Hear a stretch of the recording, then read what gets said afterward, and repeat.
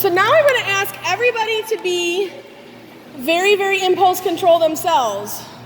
So everybody go to your cone, your original kind of, one of the big cones, and without saying a word, so no talking, no kissy noises, without saying a word, have your dog sit.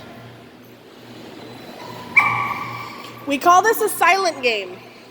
Scarlett's against it.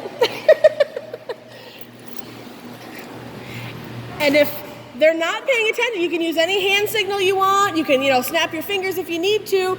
But without saying a word, I want you to play more silent games at home where you're not telling them what to do, but your body is. Your behavior dictates theirs. You've heard me say it before. You'll hear me say it a lot. But our behavior always dictates their behavior. So if they're sitting then, ask them to down without saying a word. Your behavior dictates theirs.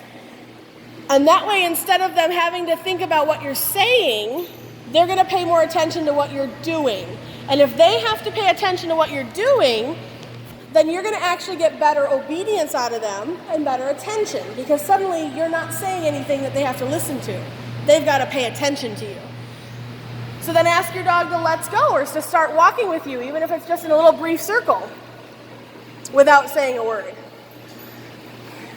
And if they're appropriate, you can say yes and pay, but that's about it. And then, perfect with Murphy, right? He's like, all right, what happened? And a couple more steps, let's go, without saying a word. And then ask him to sit again. But I see my family.